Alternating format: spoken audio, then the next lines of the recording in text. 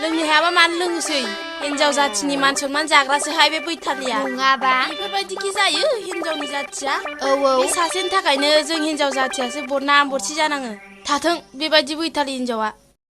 खुलुमबाय Hello all my rowdies जोला girls and boys welcome back to my new video so guys दिनै होमबा जों बे 2022 मायथाइनि माखासे हारामि मानसिफोरखौ अर गैयाबाबो खुगाजोंनो एसे सावनि होमबा भिडिअखौ जोबजासिम नायलां भिडिअखौ जागायनायनि सिगां इसोरनि मुं लानानै भिडिअखौ जागायनोसै ओम खेरी बाबा आइए देखते हैं बैठचंद मजा आएगा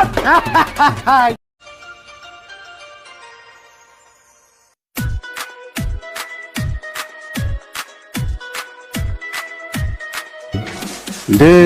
लगाओ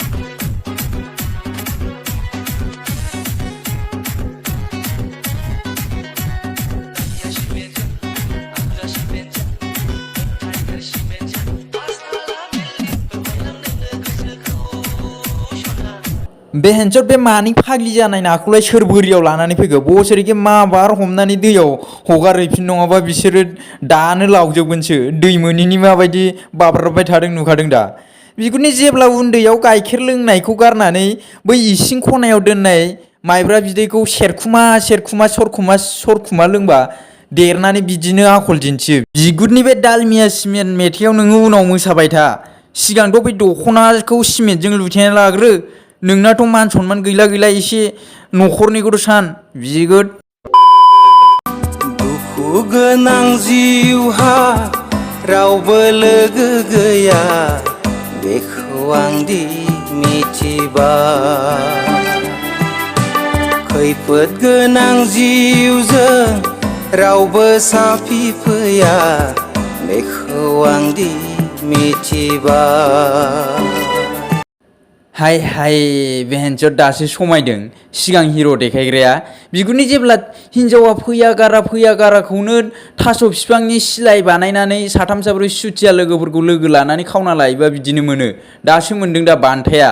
बिनिखायनो गान्जा सोबग्रा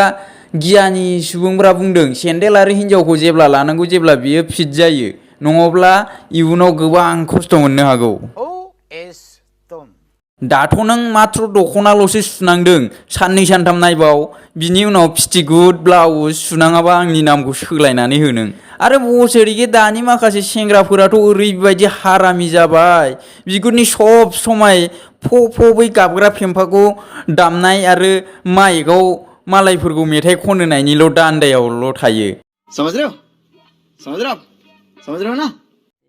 प्यारी समझ गई ओमफ्राय उनाव बिदिनो जामब्रनानै सिंगल बिसिनाखौ डाबल बिसिनायाव सोलायनो गोनां जासिगोन सिंगल थानाय सेंग्राफोरा गासैबो आंनि गासैबो आंनि रहा नहीं जाता तड़प ही ऐसी है ना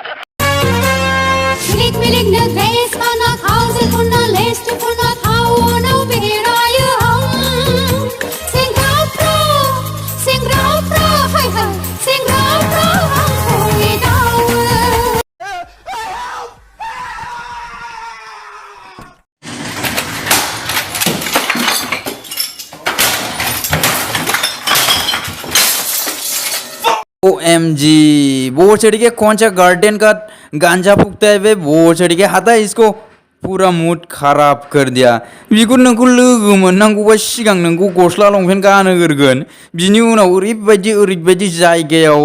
मानजिगोन बिगुर जिन्दि गोबर नोङो गस्ला लंपेन्ट खुनानै बेबायदि हारकत बेबायदि आखल आखु देखायनाय नङा नों बिगुर बेफोरबायदि मानसिफोरखौ मा बुंगोन बोसोरैखे जाय बुस्थुआवनो जाग्रा लोंग्रा सङो बे बुस्थुखौनो गावनि इज्जत बासायग्रा बुस्थुसो बानायनानै लादों ऐसे भी तेरे पास कोई इज्जत नहीं है बोसरैखे और तू नंगा भी रहेगा ना तो हमें तेरे ये मेंढक जैसा बॉडी देखने में कोई इंटरेस्ट नहीं है समझा बोसरैखे आरो सुवाद नोङो जायनिफ्राय बे थौ सारायखौ खावनानै लाबोदों बिसिनो गथायना हैफिननोबा हैफिन नों नङाबा बिगुर दाउला खासि बानायग्रा मानसिजों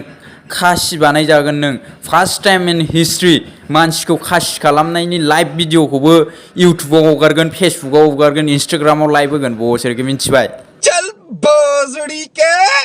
So guys, होमबा दिनैनि थाखाय एसेनोसै लोगो मोनफिनगोन थाबैनो मोनसे गोदान भिडिअआव जुदि भिडिअखौ मोजां मोनदोंबा भिडिअखौ लाइक बानाय शेयार बानाय आरो चेनेलखौ साबस्क्राइब बानायाखैबा चेनेलखौ साबस्क्राइब बानाय आरो खाथियाव थानाय घन्टानि सावगारियाव बुनानै अल नटिफिकेशनाव सेट खालामनानै ला होमबा दुर्गा फुजाया सफैलायबाय गावबा गावनि गार्लफ्रेन्डनिफ्राय फैसा बिख'ना लांनानै गुबुन सासे गार्लफ्रेन्डनो जाहोहैबाय था होमबा बाय बाय see you very soon thanks for watching